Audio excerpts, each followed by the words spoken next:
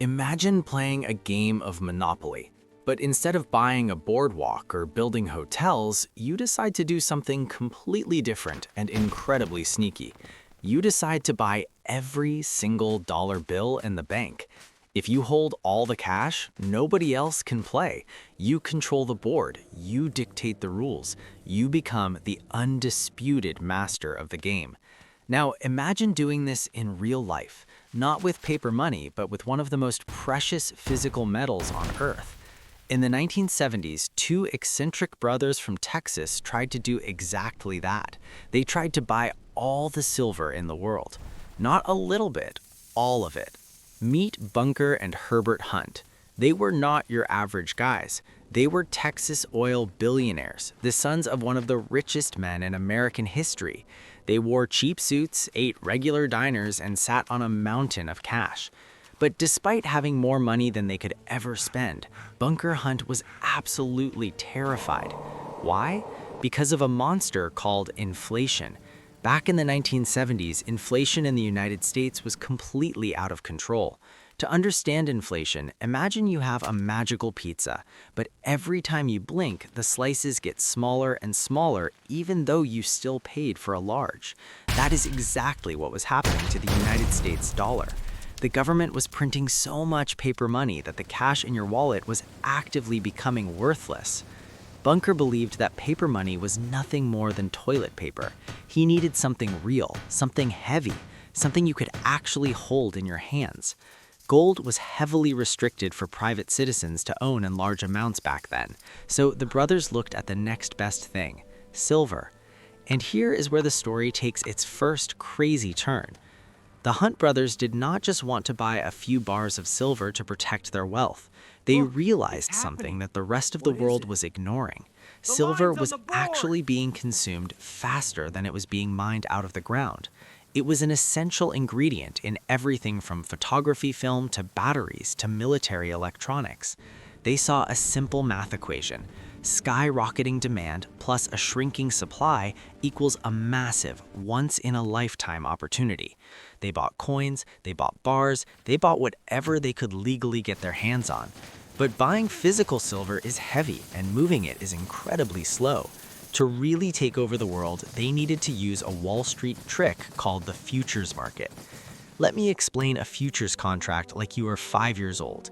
Imagine you want to buy an apple from a farmer next month. You sign a piece of paper today saying you will buy that apple for $1 no matter what happens. If the price of apples suddenly jumps to $5 next month, you still get it for $1. You win. In the financial world, most people trade these pieces of paper back and forth just to make a quick profit. They never actually want the apples, they just want the cash from the paper.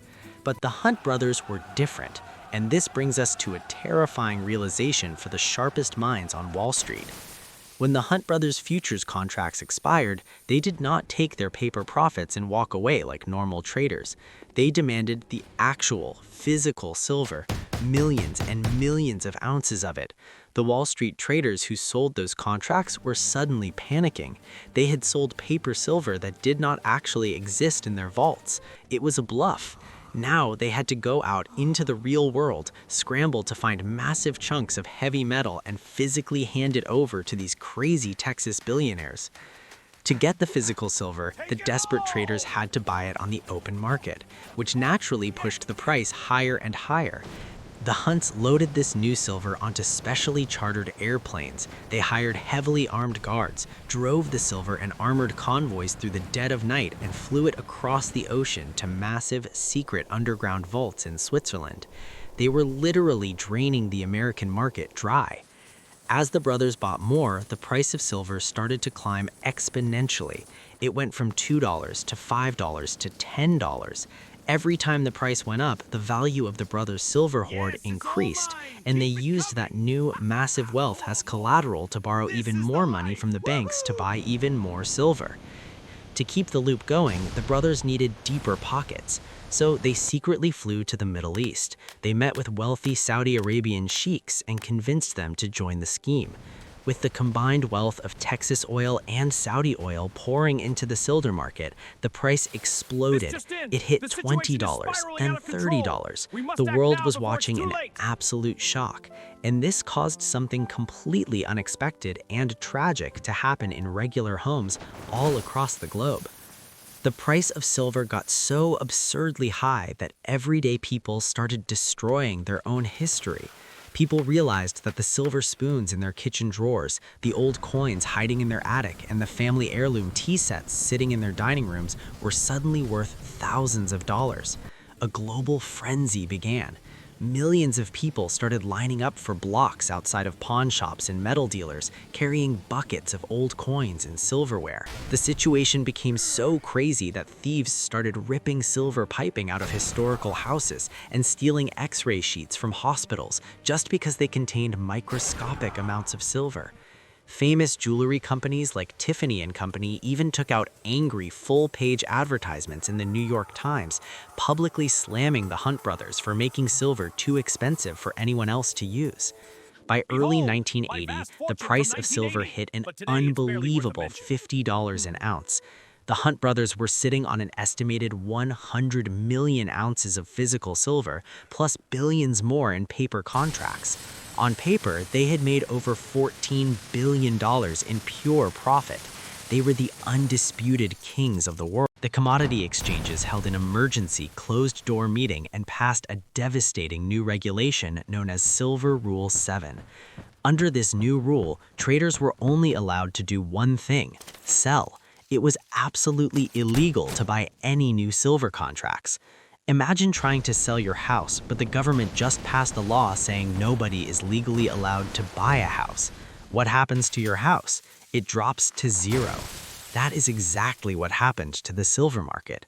Because nobody was legally allowed to buy, the demand vanished instantly, and the price of silver fell off a cliff. Remember how they had borrowed billions of dollars from the banks to keep buying all that silver? Well, when you borrow money to invest, it's called buying on margin. And if the value of your investment drops, the bank calls you on the phone and demands more cash immediately to cover the difference. This is called a margin call. The Hunt brothers started getting margin calls, massive ones, first for $10 million, then for $50 million. Then, on a fateful day that would go down in financial history as Silver Thursday, they received a margin call they simply could not pay.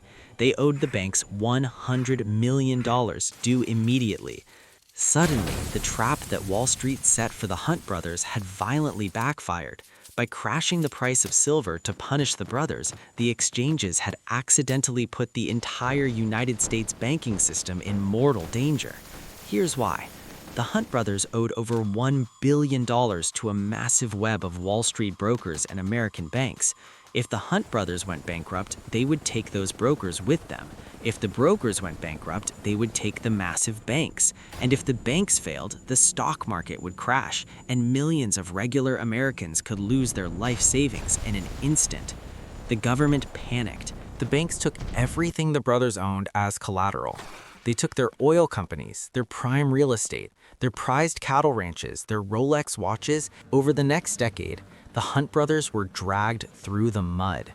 They were hauled into congressional hearings, forced to testify in front of angry politicians, and slapped with fines so massive they eventually had to declare personal bankruptcy.